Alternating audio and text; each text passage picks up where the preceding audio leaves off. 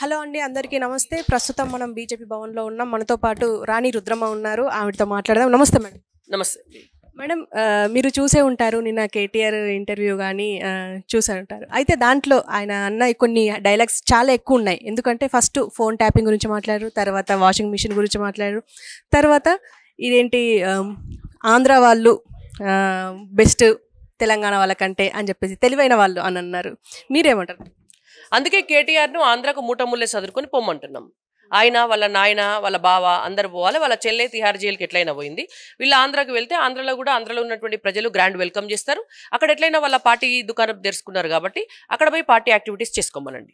And బీజేపీకి సంబంధించి ఇప్పటికైతే అంటే ఇంతకు ముందు వరకు ఎలక్షన్స్ శాసనసభ ఎన్నికలకు ముందు వరకు బండి సంజయ్ గారు అధ్యక్షులుగా ఉండే ఆయన ఎప్పుడైతే మారిపోయారో అందుకే ఓడిపోయింది అని చెప్పేసి కాంగ్రెస్ వాళ్ళు అంటున్నారు. దీనికి మీరేమంటారు?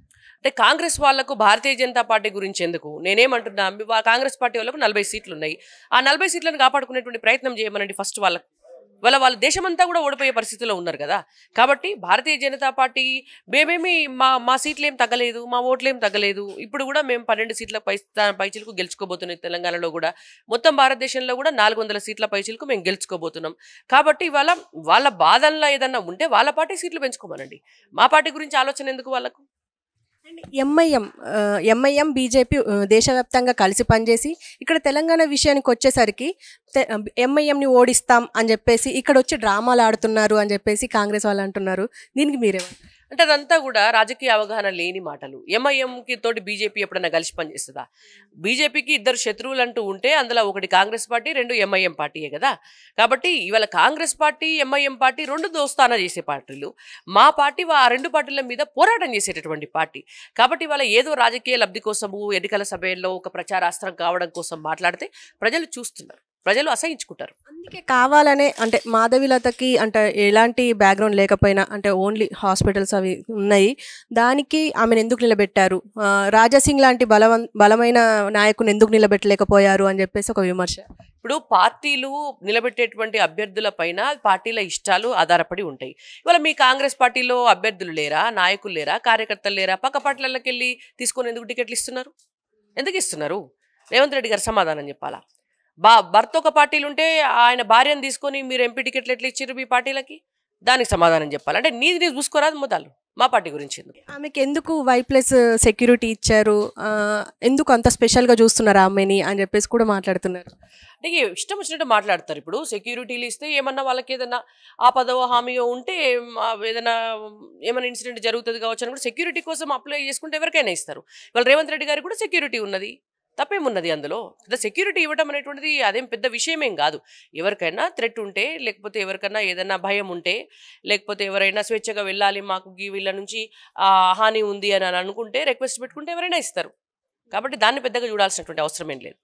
ధాన్యం కొనుగోలుకు సంబంధించి కాంగ్రెస్ మోసం చేసింది రైతుల్ని అని చెప్పేసి చాలా విమర్శలు వస్తున్నాయి. అందులో భాగంగా ఫస్ట్ 500 బోనస్ ఇస్తామన్నారు, తర్వాత 600 మద్యం ధర తగ్గించేసి ఇస్తున్నారు అని చెప్పేసి నిన్న రైతులు చాలా వరకు సోషల్ మీడియాలో వైరల్ అయింది. మీరేమంటారు? దీన్ని ఖండిస్తున్నారా? ఇవాళ 500 బోనస్ ఇవ్వలేరు కదమ్మా. ఇప్పటివరకు ఎక్కడ ఇవ్వలేదు. అసలు కొనుగోలు కేంద్రాలలో వడ్లే కొంటలేరు. వడ్లు కొనుడే షురువు కాలే. ఇప్పుడు ఎక్కడన్నా పుసుకున్న వాన గిట్లా పడ్డదనుకోండి, అనవసరంగా మన కొనుగోలు కేంద్రాలలో ఉన్నటువంటి వడ్లన్నీ కూడా నీళ్ళ పాలైపోతాయి. కాబట్టి మేము గవర్నమెంట్ని మేము హెచ్చరిస్తున్నాము, ఖచ్చితంగా ఇమ్మీడియట్గా కొనుగోలు స్టార్ట్ చేయండి. ప్రతి క్వింటాల్ వడ్లకు కూడా 500 రూపాయల బోనస్ ఇవ్వాలి అని చెప్పి మేము డిమాండ్ చేస్తున్నాం. ఢిల్లీ లిక్కర్ స్కామ్ విషయానికి వచ్చి కవితను ఆల్రెడీ జ్యుడిషియల్ కస్టడీలో ఉన్నది ఆమె. తర్వాత మళ్ళీ CBI నిన్న వెళ్ళి ఎంటర్ అయ్యి మళ్ళీ వాళ్ళ కస్టడీకి తీసుకున్నారు. అసలు ఎందుకు అంటే ఆల్రెడీ అరెస్ట్లో ఉన్న ఆవిడని మళ్ళీ అరెస్ట్ చేయించారు, అది బీజేపీ కుట్ర అని చెప్పేసి కూడా అంటున్నారు. అండ్ తర్వాత ఇంకొక విమర్శ ఏంటంటే ఖచ్చితంగా పార్లమెంట్ ఎన్నికల తర్వాత వాళ్ళు ఏదో శిక్ష పడకుండానే బెయిల్ వచ్చేసి లేకపోతే రుజువు కాలేదు అని చెప్పేసి బయటకు వచ్చేస్తారు కేజ్రీవాల్ కానీ కవిత కానీ అని అంటున్నారు. మీరేమంటారు? ఇదే మన కాంగ్రెస్ పార్టీ అట్లా చేసేటందుకు. ఇవాళ భారతీయ జనతా పార్టీకి మన ప్రభుత్వ రంగ సంస్థలకి ఏం సంబంధం? అదొక కేసు నడుస్తుంది. ఇవాళ కేజ్రీవాల్ ఇష్యూ ఎట్లనో కవిత ఇష్యూ ఎట్లా? అసలు ఫస్ట్ మీరు చెప్పండి. కవిత అరెస్టు మొదలు ఒక స్టేట్మెంట్ ఇవ్వమనండి వాళ్ళని. ఆ స్టేట్మెంట్ ఇచ్చిన తర్వాత మిగిలినవన్నీ మాట్లాడదాం. కాంగ్రెస్ ఒక మాట అంటున్నది, ఈసారి కాంగ్రెస్ లెక్క 14 పక్కా అంటున్నారు. మరి బీజేపీ ఏమంటుంది?